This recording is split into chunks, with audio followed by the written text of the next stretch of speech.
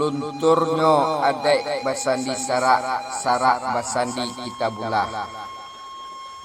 Adek yo ugamo indah akan hilang di Minangkabau. Namun nan akan mulai hilang dan memuda adalah nilai filosofi sarato ajarannya dalam diri anak kemenakan Minang. Ruyuang tu memang masih dijadikan pagar, tetap kokoh, kareh sarato ndak lapuak dan anguih dimakan api, yakni Al-Quran dan hadis.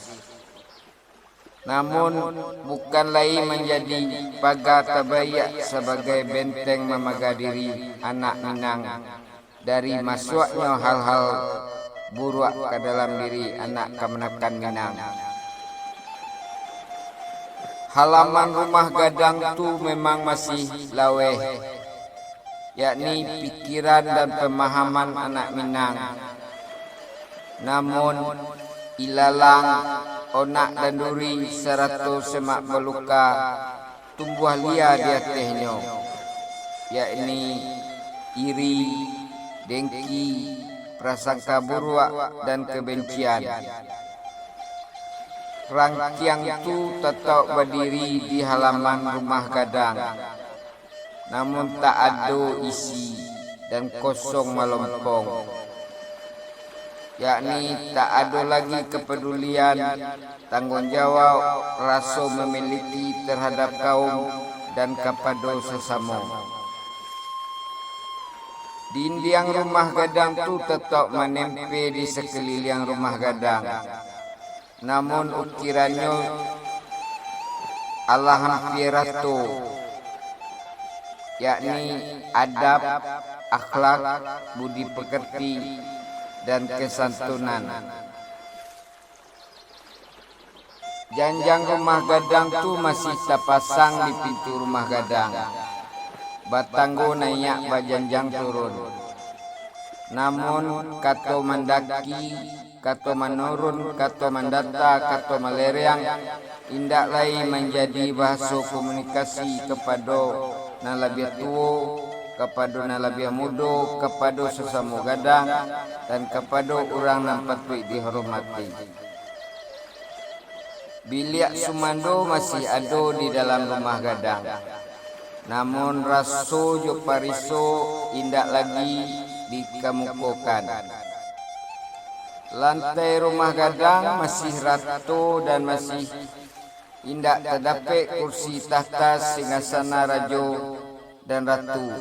Bukti anak Minang indak menjadikan manusia sebagai rajo, karena rajo sebenarnya adalah kebenaran yang berdiri sendiri. La ilaha illallah.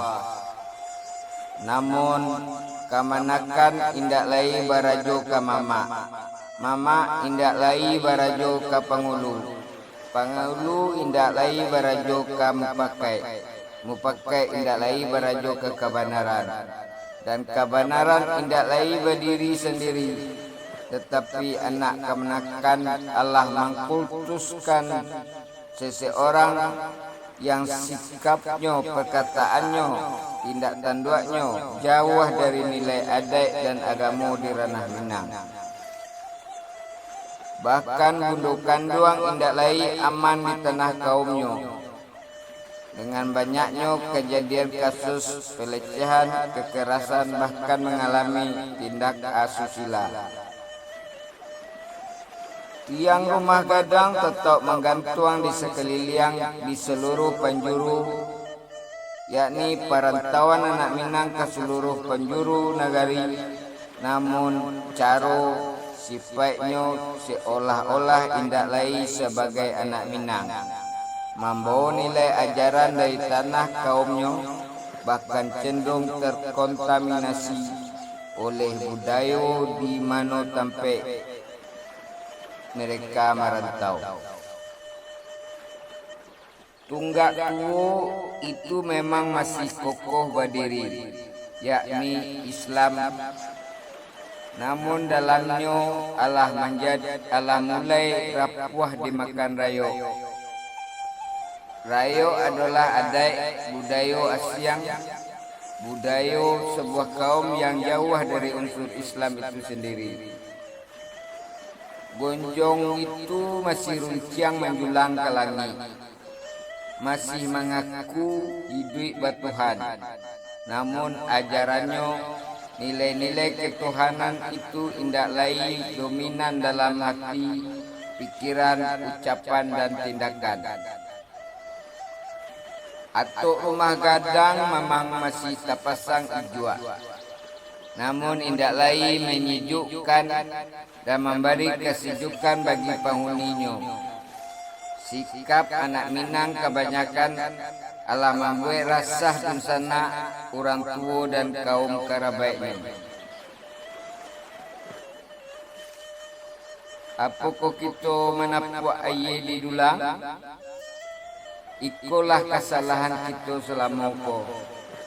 Air dalam dulang tu adalah lamu ditapuk anak kemenakan, membasahi meja karajo para pemimpin, membasahi kitab nan di tangan para ulama, menyiram saluak datuk jok nenek mama, membuat lanyah tagak para pandeka jok parik baga, membuat lanyah jalan ke surau dan musaji. Namun kita seolah-olah menganggap tidak terjadi apa-apa, dan seolah-olah tidak terjadi pembahasan penting di ruang rapat para pemimpin. Di limbago kerapatan adai tidak menjadi pembahasan di atas mimbar para ulama. Kita sibuk membangun sebuah peradaban yang kita contoh dari majunya dan megahnya bangunan sebuah negari.